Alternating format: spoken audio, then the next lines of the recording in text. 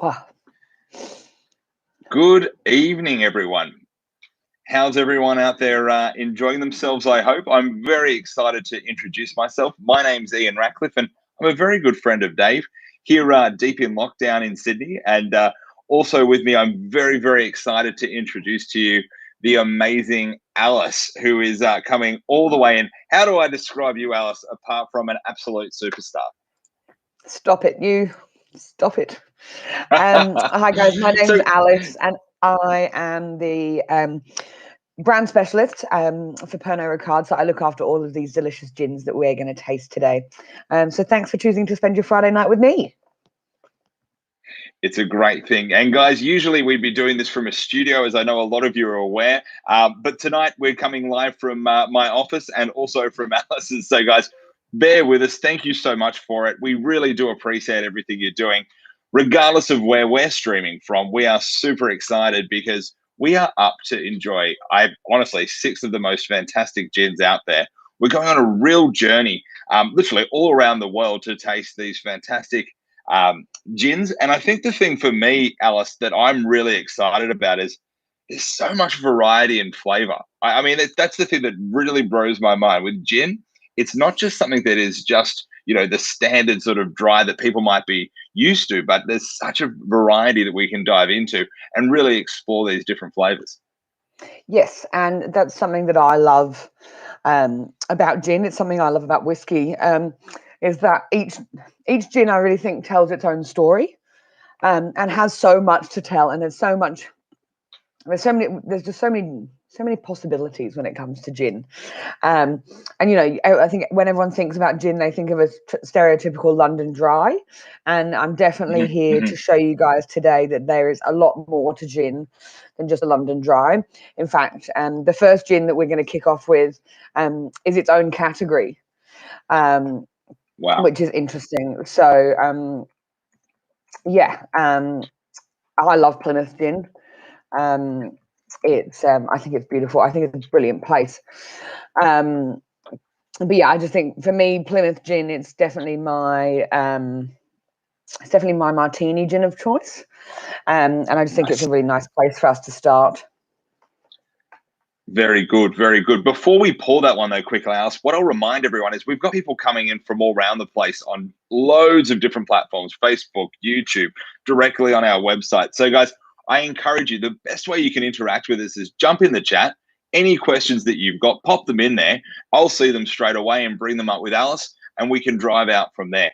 The other amazing thing, Alice, is we actually have someone joining from every single state and territory, with the exception of the Northern Territory. I don't think anyone from the NT is in. If you're in from the Northern Territory, let me know. And I apologize. But you know what, guys? Really exciting that we've got such a great variety out there. And we're in for an absolute thrill. We've got just quickly, guys, as well, in case you haven't, go grab your tonic drinks out of the fridge.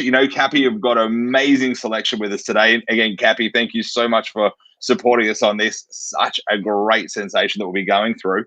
Make sure you've got all your gins in front of you, a few different glasses of different varieties. We'll talk about that in a bit. I've got my great little tasters here ready to go. And without further ado, should we kick off, like you said, Alice, with the dry? Yeah, of course. So, guys. Brilliant, brilliant. I'm pouring. One moment. I'm ready. Perfect. Give me a second. Now, guys, I'm not going to, I will talk a little bit about tasting notes and that type of thing, but something I would really like for everybody on the call to understand is whatever you taste and whatever you smell is correct. It's your taste and your palate is very personal. So whatever you taste and smell, it's completely right. Please do remember that if things that you have eaten today or drunk today will affect your palate a little bit. So if you do want to clean your palate, just drink some water. Make sure you've swilled the water around. But yeah, let's drink some gin. Talk to me. Now, I've got this wonderful dry ready to go. And I've taken your advice early and got these little tasting cups, or glasses, yes. I should say. They're not cups. So talk me through. No. With gins from a basic. I mean, should I be starting off like a wine where I want to smell it? Is there like a process to tasting gin as a whole, Alice? Yes. So tasting gin for me is the same as tasting any type of spirit or wine. What you want to Hmm. do is you want to introduce yourself to the spirit. So you want to Right. introduce your nose. So I would, Hmm. God damn, that's good. Swirl my gin around in the glass so it's coating, It's great. and so that you can really Hmm. open up and like release these aromas. Then what you don't want to do this. You don't want to put your whole nose in the Hmm. glass because the alcoholic vapors can they can just hurt your entire, especially when you move into like Hmm. nice and boozy gins like Monkey 47 or Kenobi. Yeah. Yeah. And then when you breathe, when you smell, you just want to you want to smell with your mouth open. Okay. I don't know why, That's kind of but crazy. that's Like what you do. I can That have you the do. vapor in my It mouth. changes it. Hey, it really That's changes I it. didn't know that. Yes. Wow. And then when you're tasting, I would you want to swirl the Hmm. alcohol around in your mouth so it coats all of the different parts of your taste buds. And then I like to just hold the spirit in my mouth for a little bit, just to really let those flavors settle and mature. Mm. Cool. So this is Plymouth Gin. Plymouth Gin Mm. is its own appellation. So unlike London Dry Gin, which isn't a regionality, it's a style. So Hmm. you've got London Dry Yes. Gin, you've got gin, which means you've got just gin, you've Hmm. got Old Tom's, and then you've got Plymouth. But Plymouth Gin has to be from Plymouth, and for a really long time we were the only Plymouth gin ever in Yeah. existence. Right. We were Is that established in right? nine. Yes, I think there's one other distillery in Plymouth now, and Plymouth Gin is stereotypically a little bit drier than a Hmm. London Dry Gin. Hmm. So Right. Plymouth was established in 1793. So we've been doing this for a hell of a long time, and Nice. yeah, and I think that you can taste that we've been doing this for a long time. I think Mm. it is elegant and refined and it's beautiful. So Plymouth Gin has 7 hand-selected botanicals. So obviously being very juniper forward. Um, Mm.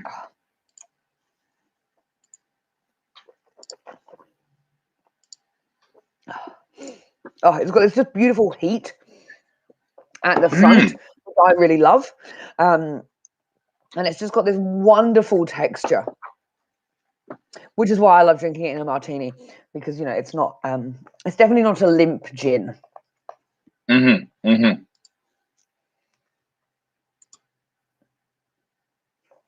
Yeah, it's beautiful. Yeah, a massive fan. Massive fan. So Yeah. you talked about a martini with this. Is this sort of a gin that you'd turn to directly to go there, or what is the best way for you? So as in when I was going to make a martini. Yeah, so you mentioned that this is a martini, like be a great go-to gin for a martini. I mean, is that sort of the limit to something like a Plymouth like this, or is this sort of what other places would I be using this? No, you can use this in anything. You can put it in a Negroni, you can put it in a gin and tonic, you can put it in a martini. I think it's a very versatile gin. It's a very Hmm. Hmm. what's the word I'm looking for? Sorry, I have had the my ability to speak eloquently and correctly today has completely escaped me. Um, Too so long in lockdown. Too long in lockdown, Alice. I know I know. Um, but yes, it's got a lot of backbone, a lot of structure to it. So I think it works very Yeah. well in pretty much any cocktail or just drinking by itself. Like for everyone Yes. that just tasted that, like it's I can still feel it. It's still hanging around. So it's got a really beautiful Mm. length. And what that means is that it will stand up in cocktails, and like just with a Yes. gin and soda or a Tom Collins. So just shaken with some little bit of lemon and topped up with soda, like beautiful. I personally am Yeah. I Right. prefer to drink my gin with soda over tonic, but this does make an incredible gin and tonic. The quinine flavors from Yeah. the Right. tonic just work really well. Mhm, Yeah. mhm. Yeah, brilliant, brilliant. Massive fan. So I'm just looking at a couple of questions here. I've just got one that's popped up, and they're asking, what does it mean when you talk about it being long? What's that reference to the flavor stays long in your mouth? Well, so I can still taste it. Yeah, right. So So it's like, and likewise, so it's just sitting in there, and you've constantly got that there. Yeah, exactly. So the flavor sticks around. You know what I mean? It's not like, you know, you have a sip of vodka and it's gone quite quickly. It's Yeah, like yeah, the flavors stick around for a long period of time. So yeah, right. the term that I would use is that it's got a really nice length to it, Okay, and that yeah, just it's great. just the longevity of how long it's staying around in my mouth, which is a Yeah, weird thing to brilliant. say, but you know But what I mean. no, but it's an interesting thought, right? And so you talked about the tonic. Does this also go? I know Cappy have got a really great range of different flavored tonics. Is that a great way you can sort of add to the flavors? Oh, 100%. And you know, yeah, Mediterranean tonic, Indian tonics, flavored tonics, whatever. You know, I think this is something that I just love about gin so much is there's so much room um to experiment and to try new things and to play with Mm, flavors. Um, yes, yes, that you know there was the gin and tonica phase of where you know everyone was drinking out of these very big large wine glasses with lots and lots of garnishes, and I think it was a really yes, great period of time because people were exploring those garnishes and they're exploring flavors and how they would work together to yes. be a positive add-on to an already incredible gin. um Yeah, right. but no, I think flavored tonics go for it. I personally don't particularly like quinine. Yeah, right. Interesting. Everything. That's Yeah, it's a really interesting way to go. Because I tell you what, I know everyone at home's got their amazing little blood orange garnish in the packs, and I tell you what, I know this one goes great with it. But it's funny that you talk about the Plymouth because I've got a really good mate of mine, and we love to have a bit of a barbecue in the backyard when it's a bit warmer. When it's a bit cold, let's be honest, I don't and want to you're be by allowed the outside outside. too much. Correct, right? When we're allowed to be outside. But what he's got, which is so cool, and I was really surprised by the flavor is for garnish, but it's actually rosemary. It goes Yes, really well. Just literally a so sprig of well. rosemary straight off the bush, and bit of ice, bit of tonic, and I tell you what, it is an absolute treat. And you know, absolutely, guys, if you've got the blood orange, you want to try it.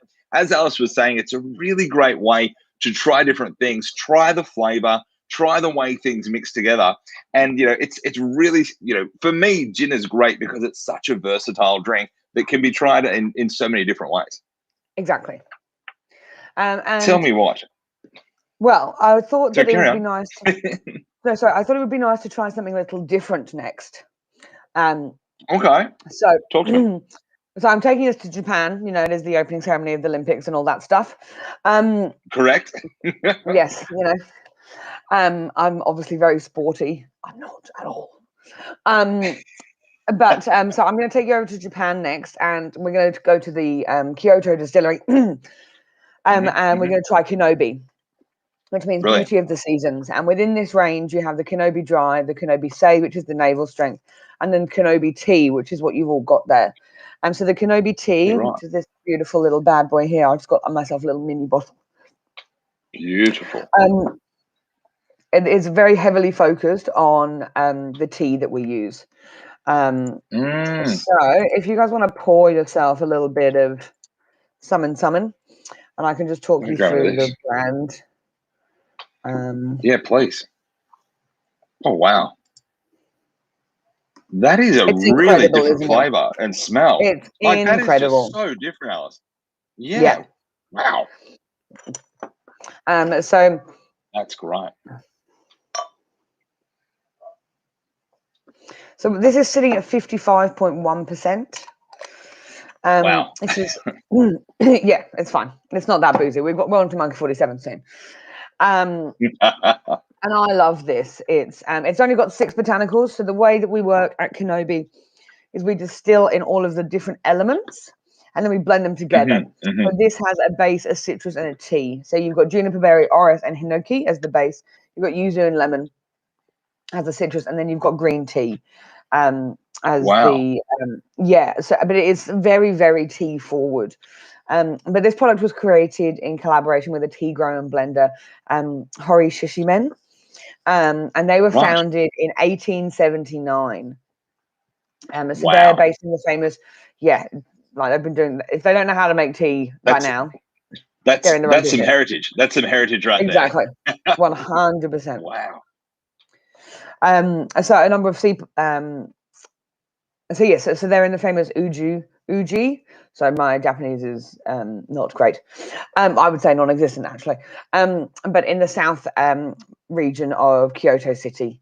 Um, Now, the tencha and the other tea provide some really intense aromas and some really depth of flavor with just this beautiful sweetness at the end.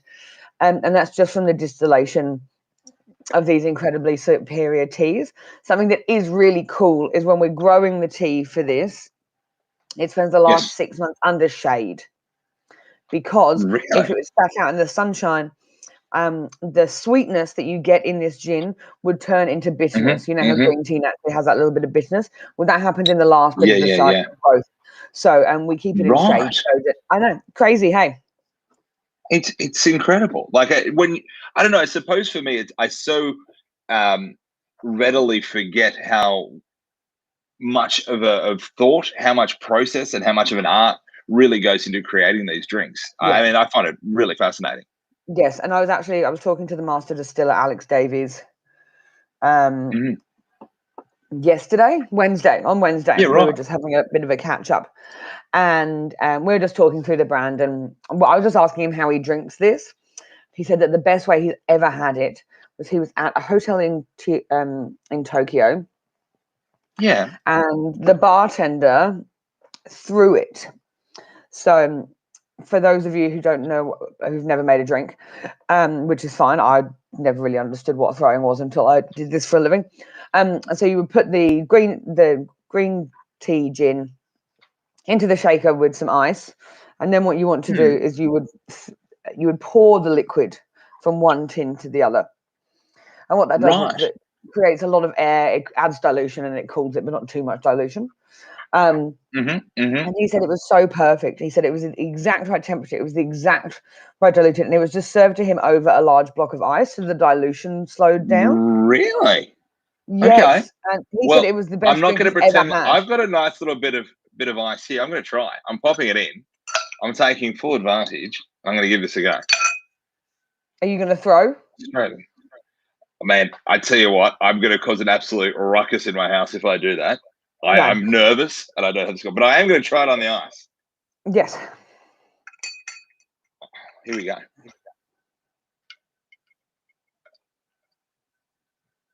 It changes the flavor. So good. So the ice will obviously change the flavor because it's colder. The little bit of dilution will bring out some of those natural oils in the alcohol. It's so good. And if I was going to put this with a mixer, I really like this just with soda. Really? Just highball.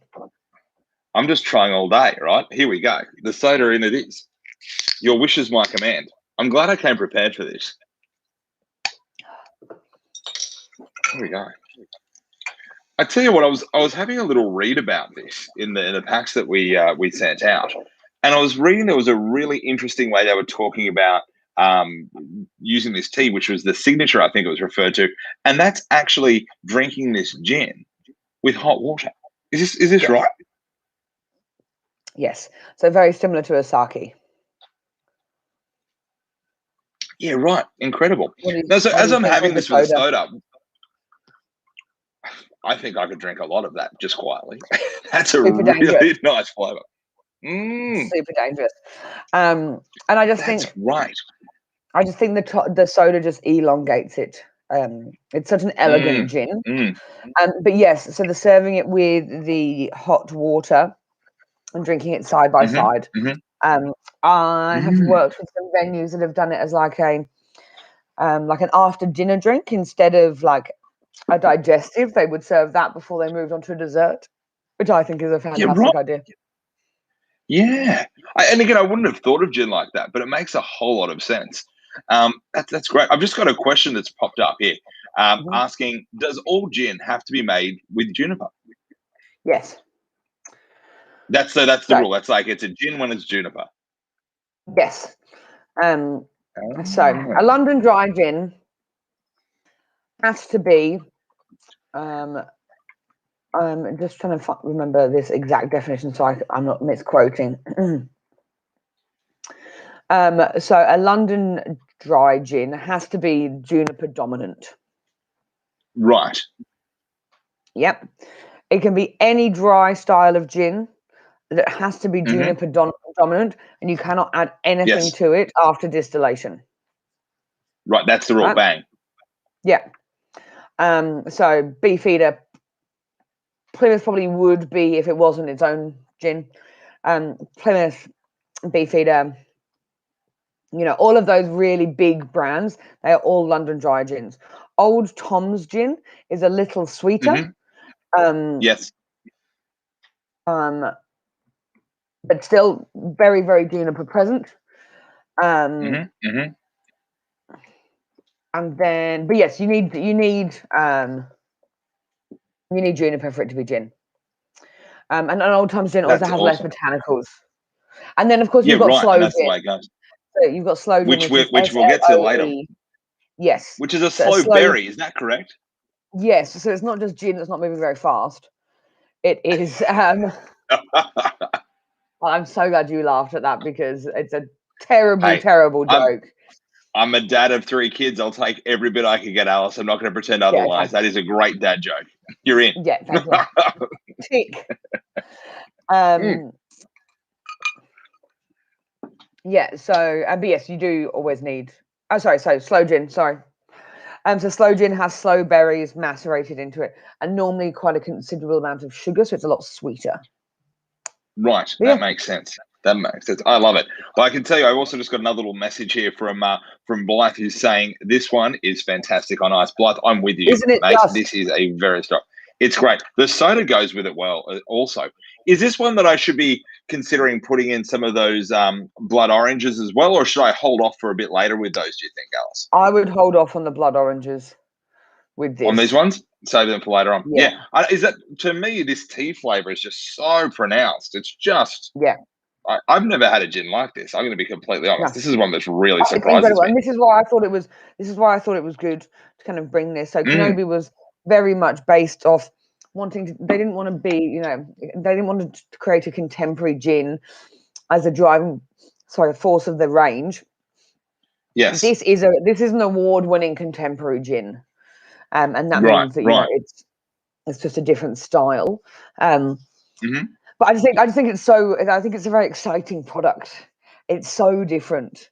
And it's not a flavored gin. It's like those botanicals just come forward so strong that it feels like it's got that flavor. Yeah, right. I've also got Paulie who's just let me know that he loves this one with dumplings. Paul, I like everything with dumplings, mate. I'm in. Everything with dumplings. Oh my God. I had dumplings 3 times this week. It was my partner's anniversary a couple of weeks Congratulations. ago. Congratulations. And we made 85 dumplings. We just sat there and I'd never done it before. It was so That's cool. living your best life right there. And it was really fun, actually. It was actually quite cathartic to hand roll them. And I was much better at it than he was. I was much faster, even though I hadn't done it before. Well, you're a talented woman in many ways, and I'm not surprised. I am. Well, look, I love this. With Kenobi, I mean, is this a sort of style that they're moving towards? You talked about it as a modern gin. In the range, are there other products that sort of really take these sort of traditions and, mix it up a little bit? Yes. So the Kenobi Dry, which is our flagship. Yes. It's got 11 botanicals. And that is, so as they said, they wanted to create a gin that very much it leaned towards a London Dry, but they kind of developed it. So I don't know. I'm trying to explain without tasting them all with you. I kind of wish I just bought them all for you now. So the Kenobi maybe we'll do a Kenobi gin only one night. I'm so down, so down. So the Kenobi Dry, I think it's just a little bit more complex, but they're just also interesting. And then the Say, so the Say and the Dry have the same botanicals. They've been blended slightly differently, and the Say is 54.5%, so it's that little bit cheekier. But what's funny is when you you can dilute the Say a little bit down to and it tastes quite similar to the Dry, but when you mess with the Dry, you don't get those flavors from the Say. But I just think they're a beautiful range of gins. So we were started it's 5 years ago in October, And within that time, we've released 23 gins. Wow. So we've got the core range. Yes, we've got the core range, and then you've got the old Toms, and then there's just like barrel aged and special releases. And we did a collaboration gin with Four Pillars, and Wow, that's great. That's fantastic. So I suppose when we go through these different things, there's so many different flavors that come out of it, and we sort of look at the different flavors. And these Kenobis will, when we're allowed out of lockdown, or people who aren't in lockdown now, because I know there's a few people around the place that are enjoying the fresh air of freedom. People in WA are showing off. I know that's what they do. They do mining and they have freedom. It's a glorious thing. So with WA, go hand in hand. I know, right? So here's the question. Would I be able to find these Kenobis? Will I find them in like different cocktail bars and places, or are they sort of still emerging in that space?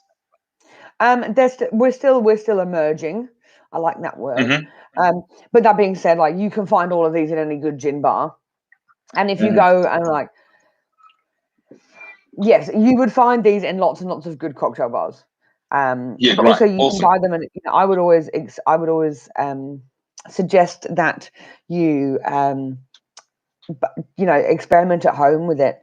Do some research into the flavors you like, and then go from there. I think it's something that's really nice and what I'm finding quite a bit is that people are becoming a little bit more adventurous.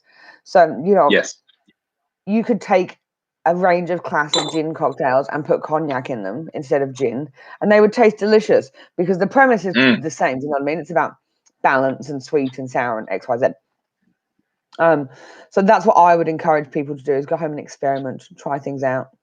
Yeah. You're fantastic. Very good. Very good. Before we move on to the next one, I am going to point out a question from Fiona, who's asked us, what's your favorite gin cocktail? Do you have Southside? Gin Southside. Well, straight up. Yeah.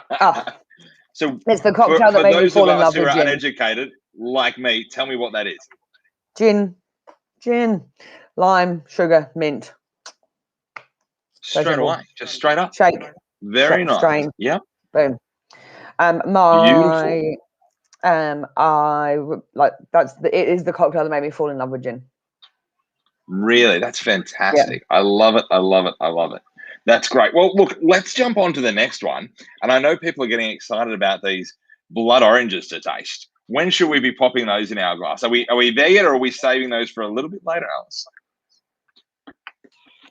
No, I'm going to save that until right at the end, actually. Right. Save them for the end, and then you can get the razzle and the dazzle. But guys, always, like I said, mix them up, try the different tonic, try the different sodas, really get into those. And I know at the end, we are going to have Alice run through how to make a nice little mix using those blood oranges as well. So hold on to those. But by the same token, I've got a couple here that I might pop in and just see what they taste like. That's what it's about with the tasting. Choose your own adventure, guys. Yeah, correct. So what's next? What's the third gin we're going to try now? Method and Madness, guys. Now we've gone from Japan and we are in Ireland now. Okay, guys, give me 1 second. Perfect. So, Method of Madness is a micro distillery within the main Middleton distillery in Ireland. So Middleton is where they make, and guys, I don't know if you have heard of this brand. I don't know. It's pretty small. Jameson. Okay. Now, I have heard of those guys. I think I've heard of Jamo. Maybe like the largest whiskey plant. Super small brand. Anyway, so within the main Middleton distillery where Jameson is made, we also have a micro distillery now, Method of Madness. So that is about taking the knowledge, the skill, and the experience that the master distillers have, and combining that and pushing combining that with the want to push the boundaries and try new things that the apprentice distillers have. Now, when I say apprentice distiller, I'm not talking about your second-year plumber, Henry Donnelly, who is leading this project from the apprentice side, has been with us for 10, 11 years.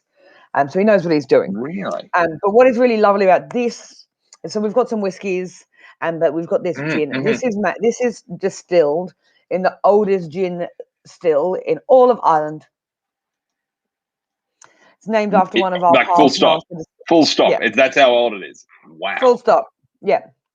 The Wow. still is called Mickey's Belly, and it was named after one of our previous master distillers. There's just a lot of history with this. Wow. So we, I think in the 70s, somebody found some recipes from dating back to the 1800s or something, and they decided that they were going to recreate that gin. And then this is our take on that gin. So we're actually kind of working off recipes from, excuse me, way before I was born, the 1800s. But yeah, so I just think it's really beautiful. So should we taste some? I think we should taste some. I've poured it. I'm ready to go.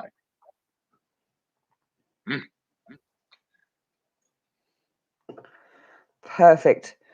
Isn't this bottle just gorgeous? I love the bottle. I love this gin. This is fantastic. This is great. So it feels Now, so nice. as we're tasting this, Alice, Lisa's just asked you a quick question of, does it matter what glass or ice you use? Does that have an effect? Well, yes. So if you're going to make a long drink, use a long glass. Do you know what I mean? If you're going to if you're going to make something short, use a short glass. Always use good Gotcha. ice. Bad ice is the worst. It over dilutes your drink. So what do you mean by good and bad? What does that mean? I'm confused by what that means. Have I got good or bad ice? I don't know. I can't see your ice. I've got these ones. I've got my little bowl that I've prepared, and I've got like little ice cubes. Here we go, guys. This is just literally, they're out of my freezer at home, and I've got some big blocks that I usually have with whiskey. Yes. Okay. So I would say you want bigger ice cubes because they will melt slower. That makes sense. Less surface area goes from there. And so do I want it to be, and this is the other question as well. So I know this is great. The board's lighting up. I've got another question of, how do you get the ice clear and not cloudy? I have no idea. I'm going to you on that one, Alice. Okay, so there's a couple of ways you can do this, and there are companies that do this now for fancy bars, so that we don't have to worry about it. Yeah, great. I think you boil the temperature. You boil that water to a certain temperature and freeze at that temperature. I think it's really. I think it's like That's 63 degrees or something, or 66 degrees. And does the cloudy ice have an effect on the flavor, or is it just more of what it looks like? It's just what it looks like. Yeah. Yeah, great. Very interesting. Good to know. Very good. I don't feel so bad with my inferior ice. So there's a lot going on in this gin. There's a lot going on. It's pretty chaotic, but I just love it. So 46%, 16 botanicals, super, super sweet nose. Like really bright and citrusy, and that's the black lemon. Yeah. Yeah. Wow.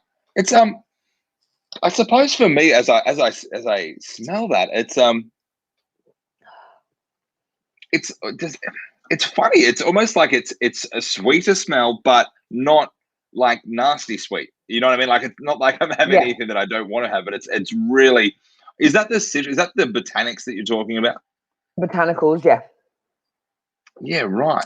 Botanicals. And like, thank you for correcting. I don't know if you can see on your glasses, but this has this really beautiful oily texture as well. Yeah, I can see that. Yeah. What is that? Is that the botanicals as well? The oil. Yeah. Wow. Yeah.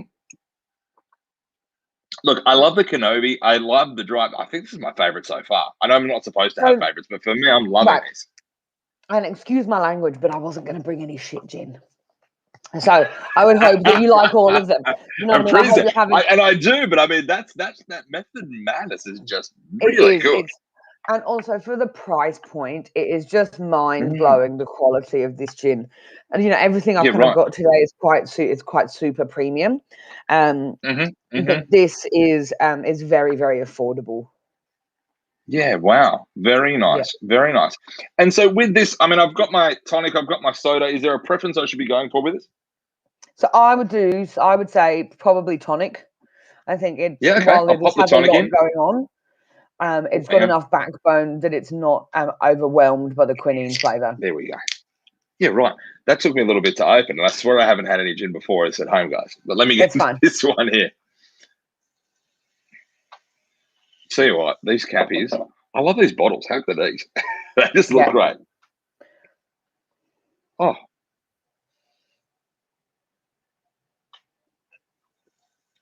Wow. And so when So I'm does that making a tonic gin, have extra sweetness as well? Sorry, just to jump yes, in on that.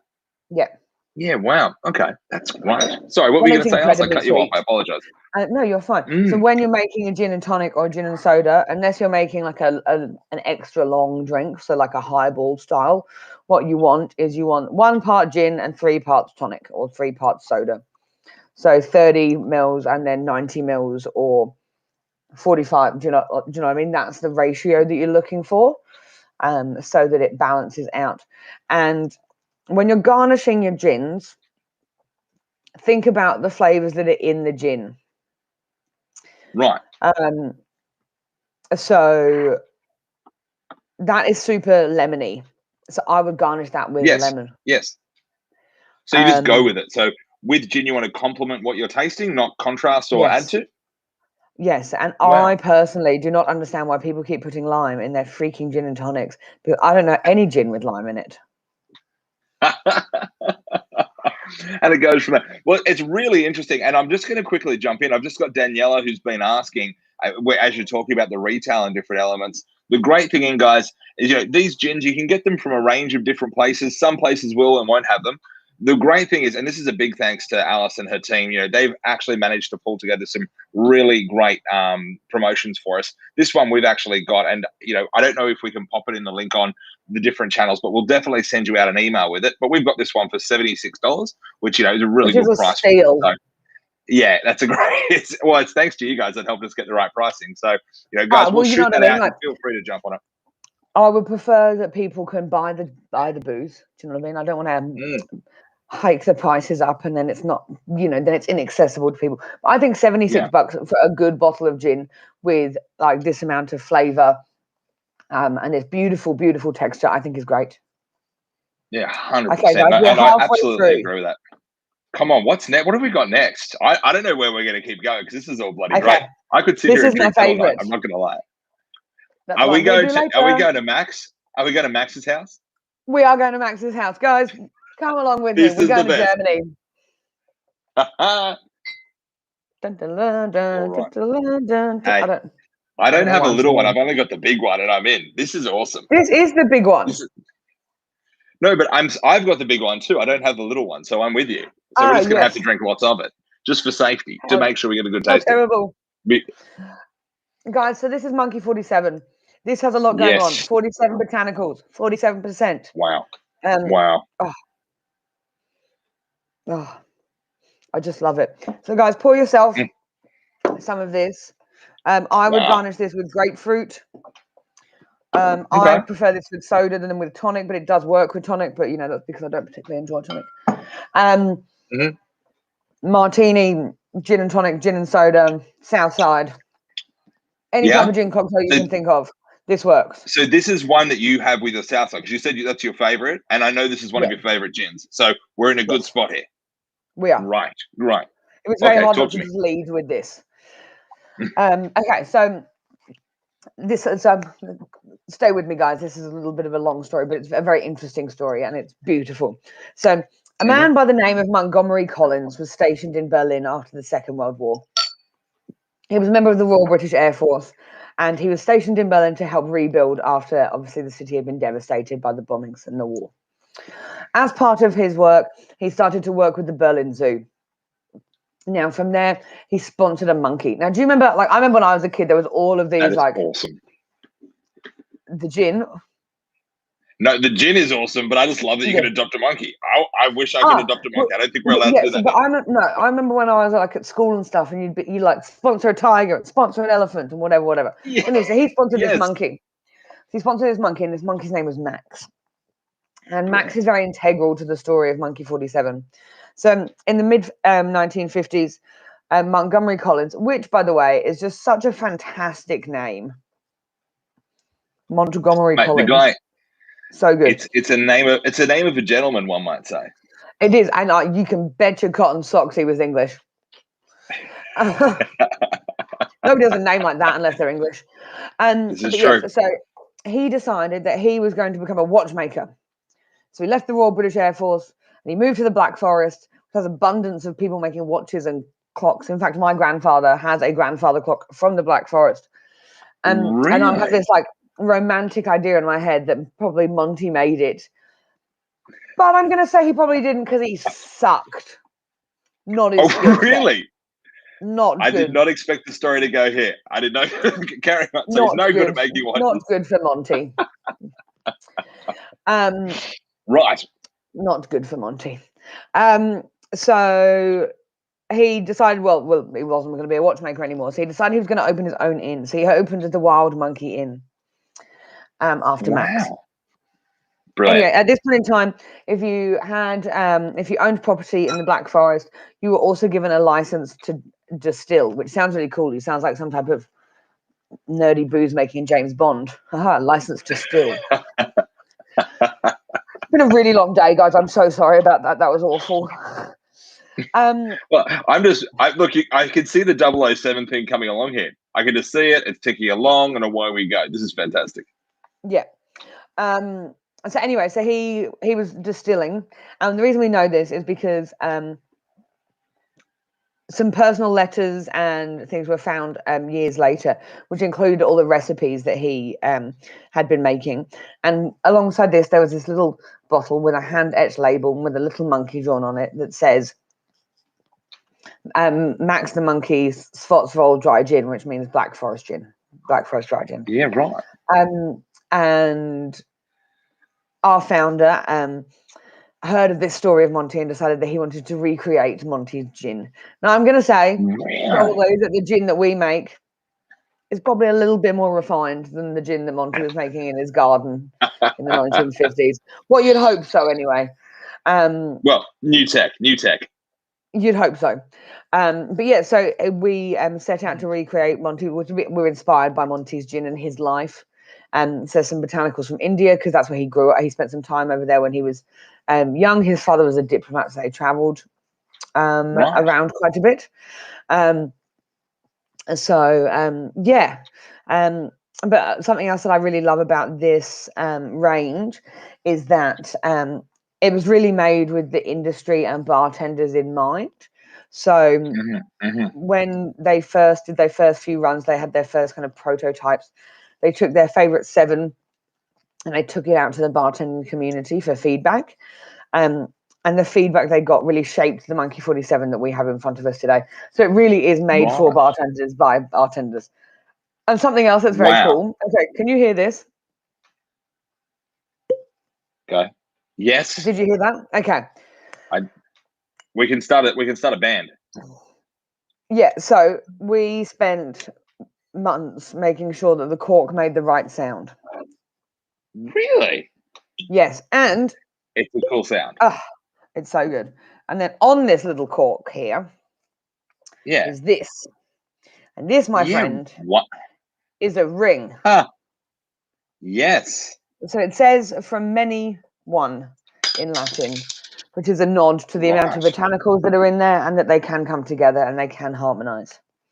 So that's Monkey 47. Brilliant. I tell you what, what's really love cool that. about this is the way it's made. So it's very hands-on. So even though we're a very large and very popular gin, it's very hands-on and it's a very small batch. Right. So at 7 o'clock in the morning, people come to the distillery and they peel lemons and grapefruits to go into the maceration. The maceration goes for 36 hours. Then it goes into the still. It comes off the still, the cut at about 70%. But within that, you've got the maceration. You've got 2 baskets. You've got a basket, with more citrus, so more lemon and more grapefruit. And then there's another basket. There's another basket with a 4 pepper mix. So that's why you get this really beautiful, beautiful peppery note. Because that's the last thing that the vapors go through. Wow. After it comes off the still, it sits in clay for 100 days because it just needs some time to chill out. We've all been there. Yeah, right. So what do you mean sit in clay? Like clay vats or something like that? Yeah. Wow. That because then is it can rest, awesome. But it's not being affected by anything from an age perspective. Yeah, right. And I tell you what, for me, this gin in itself, with so many different flavors in there, it really does open itself up to trying different things. I know Kylie's just messaged in saying how well this would go with like a cucumber or something along those lines, and I can just absolutely envision that. Grapefruit. Well, I tell you what jumps to mind, and considering that Capi are amazing sponsors of this, I will give them a plug on this. They have got. Have you had the grapefruit that goes with it? They have, man, I tell you what, that is the best way for me. I love doing the garnishes and things, but if I can grab the grapefruit rosemary flavored water and pop that in, shortcuts, easy. I can't go wrong. Massive fan of that. Definitely good. Definitely good. I tell you what, I'm even going to try some of this little bit of orange in mine as well, just because I can. Yeah, do it. So tell me, I'm in. Now tell me more. Max the monkey. Did he ever make it down? Was he always an icon, or did he stay in the zoo? I think he stayed in the zoo. I suppose you don't want too many monkeys running around the Black Forest in Germany. It's not really the habitat. Well, so probably not. Hey, I'm going to say probably not. I don't know. It's a weird place though, so who knows? Yes, the Schlossfeld. It's very interesting. Very interesting place. One of the most incredible restaurants I've ever been to in the Black Forest, though.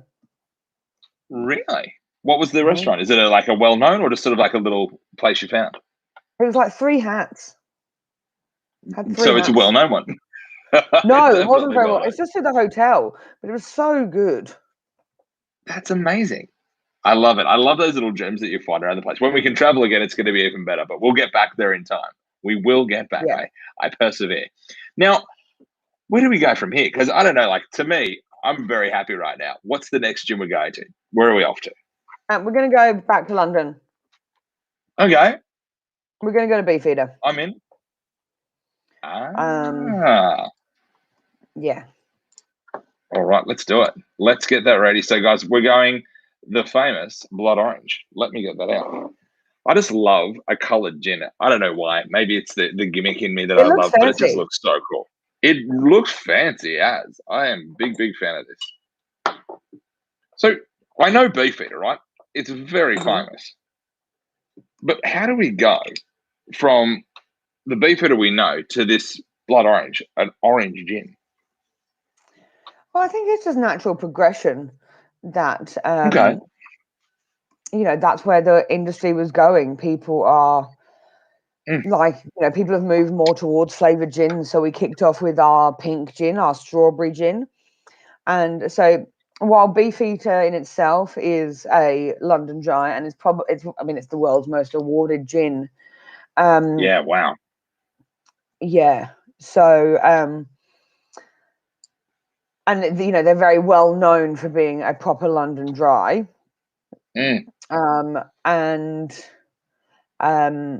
What I find interesting about this is, well, it's no longer a London dry because we've added the flavors post distillation. Right. Which means it's not London dry anymore. Perfect. Yeah. I mean, that makes sense, obviously. So it breaks the rules, but also trying a new convention. So when I'm trying something like this, sorry, carry on. No, I was just going to say there's a really nice story behind this.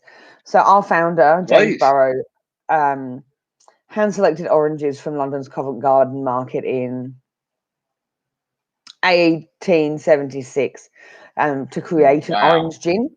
So this recipe really inspired this, even if it was 143 years later. So, you know, we talk about like it being trendy now, but he was definitely ahead of the curve. Definitely. Yeah. And so with something like this, what should I be tasting this with? Should I be, you know, putting some, like, someone's just suggested, I can see in the messages, to try it with a ginger ale. I mean, that'd be a really interesting sort of flavour comparison. Oh, that would. I've not done that before. We've got innovators here. So this for me sits in like the kind of aperitivo ale style drinking. So like lots of ice, a couple of splashes of soda, like a big piece of orange as well. Big wine glass, like that gin and tonic style of drinking. And that's how I would, you know, definitely a party pleaser. Fantastic.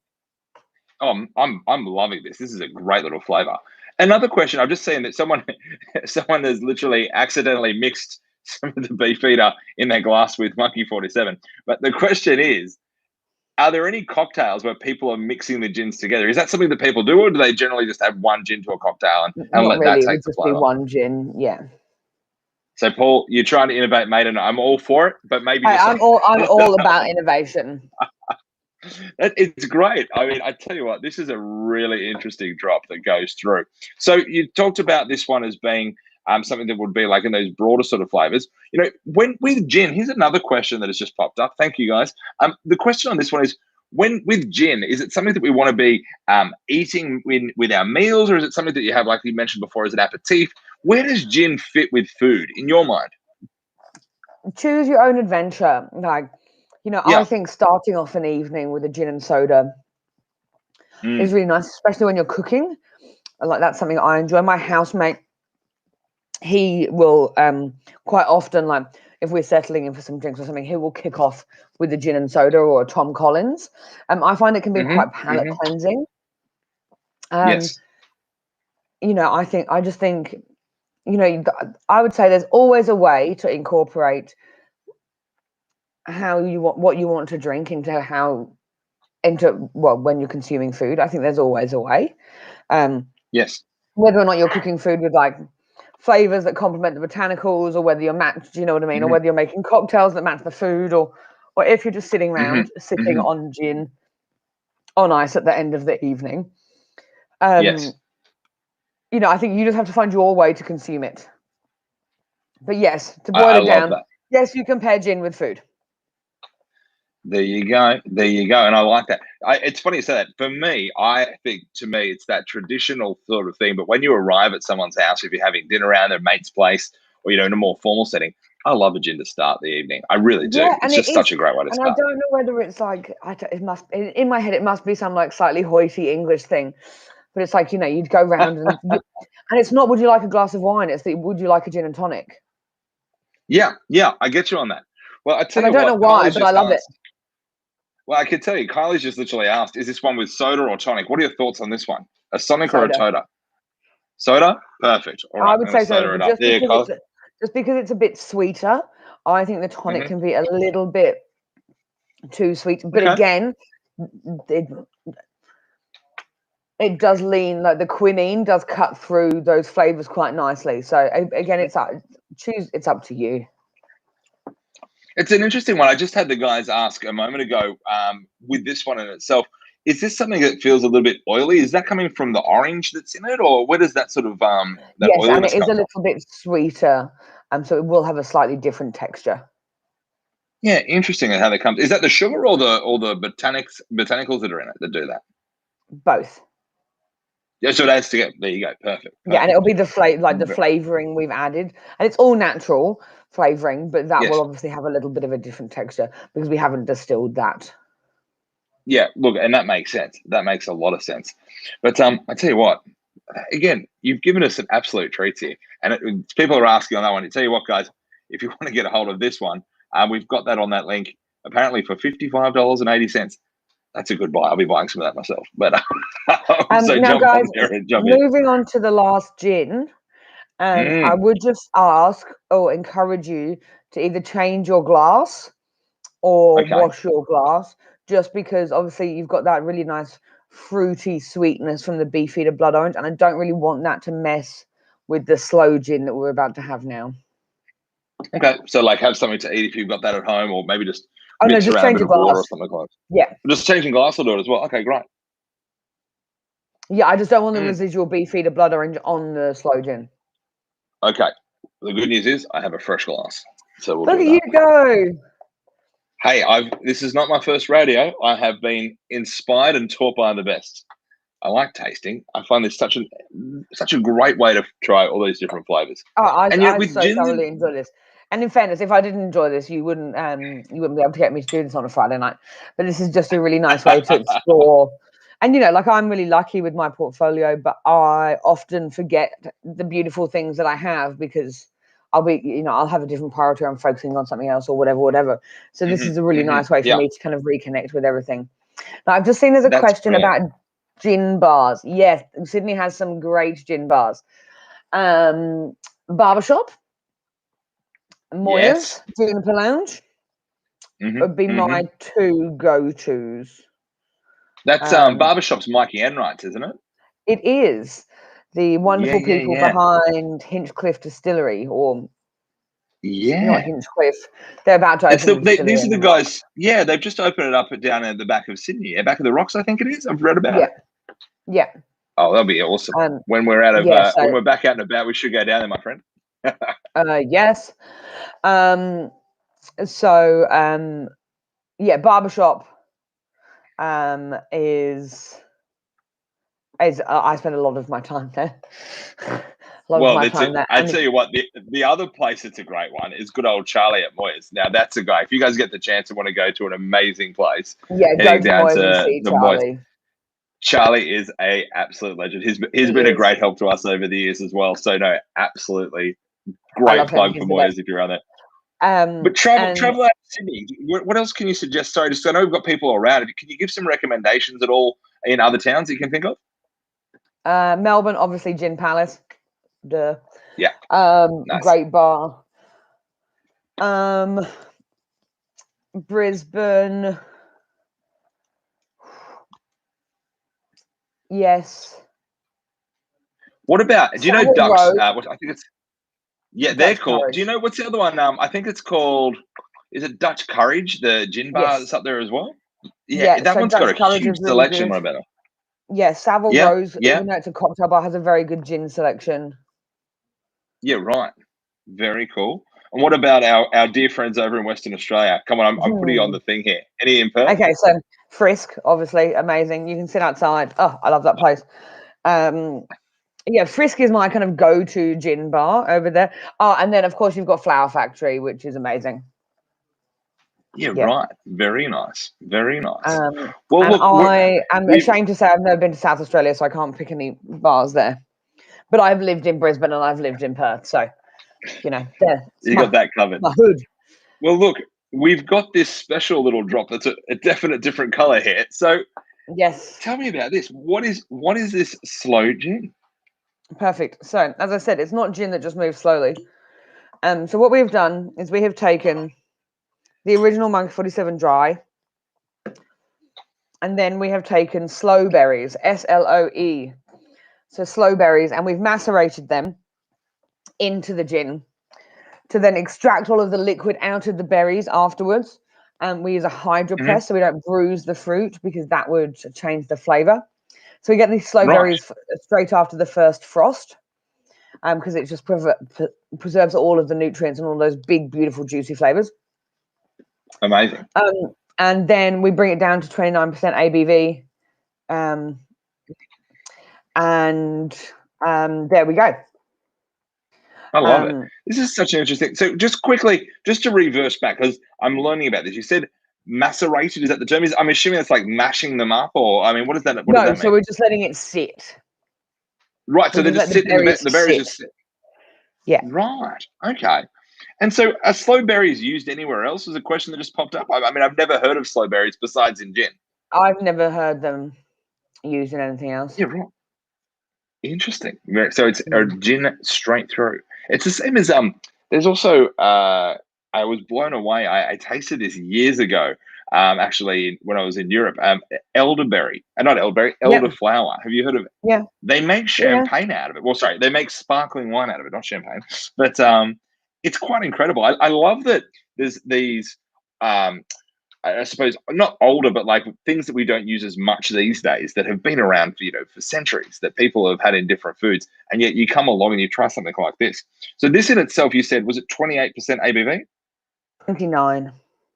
29. So it's a smoother, and that's because there's of the berries. Why is that? Why doesn't it have the sort of the stronger slow berries? We just move. All slow gin is lower in ABV.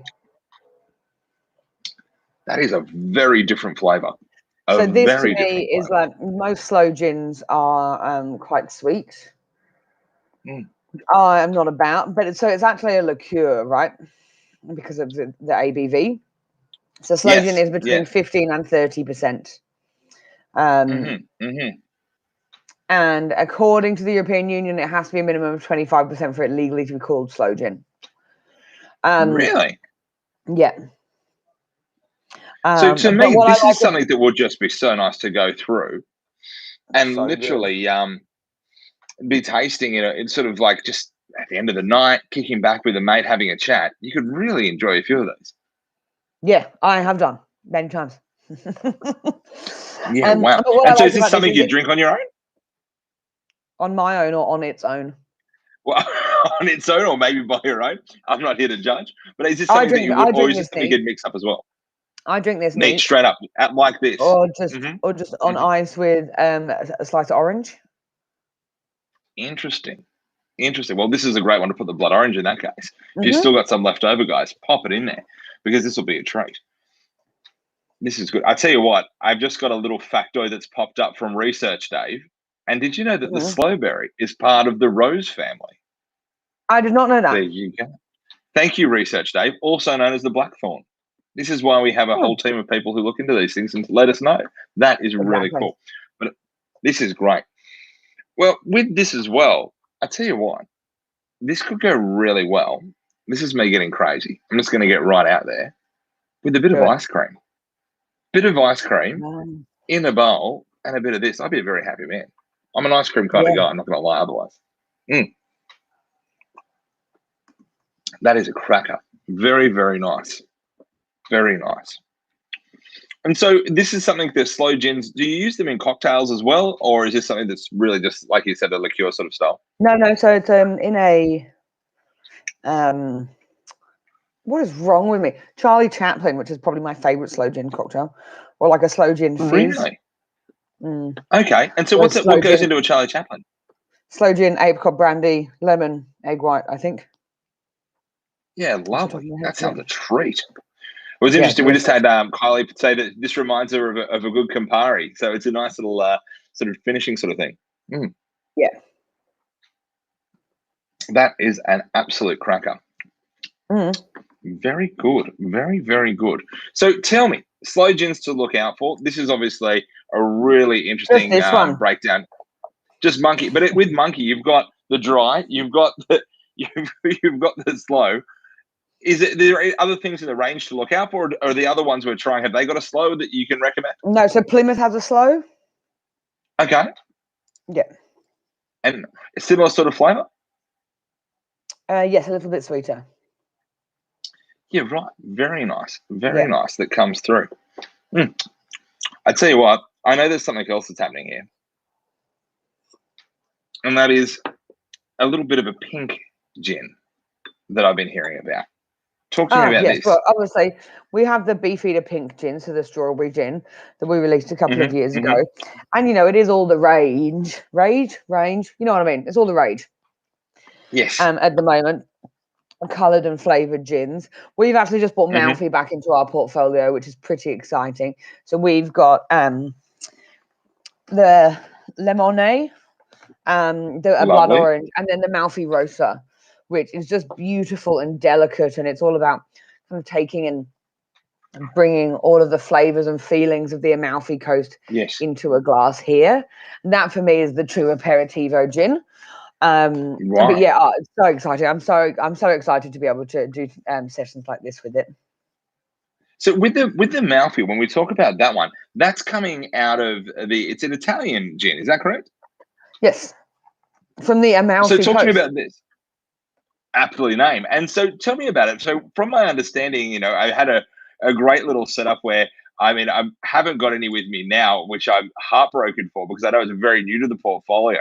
But I've let the guys know we've actually been given a really small allocation that we could, if people want it, jump on those links. We do have, I think we've got a really limited amount of stock on that, which you're more than Yeah, welcome to jump onto. It's an amazing drop. I haven't had it yet. Everyone's it's so raving good. it because apparently they were saying that it's literally from different parts of the coast. They've really tried to capture these different sort of They really have. feel of it They really and have. talk to me about that. What's that all about? Well, it's just about really not capitalizing, sorry, really encapsulating those really beautiful kind of bright flavors. That's Mhm. all about really, really great produce. So the Malfi Gin Rosa is all about grapefruit and citrus and rhubarb, and it's Mm. bright and it's fresh. And it's got all this beautiful citrus, and we source our lemons from the best part of Italy, and the water is very pure, and everything that goes into these is just wonderful. That's great. And I tell you what, Yeah. as a special treat we've got for all the Daves at home, we're actually got the Malfi for only $60 a bottle. It's insane. We What a literally steal. have it at this crazy thing. So, guys, if you want to get a try of that Malfi, I'm actually really keen. They know in the warehouse that when one comes in to send it over to my place, I'm very excited to give it a go. But yeah, there's been so many lovely ones here. We've learned all these different cocktail options, the mixing up of it. But I think the key takeaway for me is, we've got this huge range of gins that really, fit in so many different spaces with so many different flavors. And it's, to me, trying different things and, finding out what works for you. Exactly. So tell me what, we're going to wrap up in just a moment. So guys, is there anyone else with any other questions? You've been an amazing audience. I'm sorry I haven't been able to get to everyone's questions. They've been coming in thick and fast. So thank you for that. Any other ones that we can jump to the end and we can go from there? All right, here comes a couple through right now. Good, very good question. Is it wrong to have a gin and tonic with anything besides a dry? No. There's a question for you. Whatever you like, just mix it up. What's your favorite gin tea? Mine? The purist is out. Straight up, what do you like? Gin and soda. It's a gin and soda. Gin and soda? Really? Straight through? Yeah. Yeah. I love that. That's great. Yeah. Very nice, very nice. And another little treat that I can throw out for everyone. Another question just popped up. Before I jump in, I was going to tell you guys about the competition where you can have like an absolutely amazing night out. But I'll get to that. Quick question: best way to store gin, and does it matter? Well, I keep a bottle of gin in the freezer, but that's for martinis, so that it's super cold. And no, just not too warm. Constant temperature, not in the sunlight. Mm-hmm. Yeah, just keep it in. So like a nice cupboard. You don't need to sell it or anything like that, and goes from there. And off we go. Another one here. What mixer with the Sloe gin? If you were going to mix it up, what would you be mixing it with? I drink it neat on ice with a slice of orange, but just a dash of soda. Just a little bit, just so you don't want to take away too much from the flavor that's already there. That makes sense. Very good, very good. And guys, also, there are a few people we literally sold out of this one. So that was quite an amazing feat that we did. And because of that, we've actually set this up to do another one on the 6th of August. So if you've got other mates that want to join you next time, or if you want to hit this one more time again, 6th of August, we'll shoot some things out to you. But guys, I'll talk to Tech Dave. Oh, mate, I love it. I could do this all the time, which is more of a regular thing. It's a treat for me. So guys, quickly, if you want to jump on, we do have this competition where you literally enter the comp, costs you nothing to do, and you actually get the chance to win a night out in your capital city, having a gin night out in some of the best bars. Some of those ones we've mentioned before will take you out, give you an absolute treat, and you'll have a great night out. So what I'll do is drinks with Dave, guys. Can you pop that into the chats and everything else? We'll also shoot out a link for everyone with some different emails. But before we finish up, I just wanted to say a really special thank you to you, Alice, taking time out to take us through this great little journey. Thank you so much for having me. It's an absolute treat. So, guys, jump online. You've got a stack of links there that you can find these great products, as well as some competitions and the like. But look, we hope you stay safe. Look after yourselves at home. You've got some great gins to finish the evening with. Thank you again. Like I said, Alice, you've been fantastic. My name's Ian. Drinks with Dave. Thank you so much, everyone. Have a wonderful evening, and we'll see you at the next one. Cheers. Thanks, guys. Hey, Dave. Hope you're doing well. Bonjour à toutes et à tous. My name is Lisa Downs. And today, I'm going to be Dave. Just for you.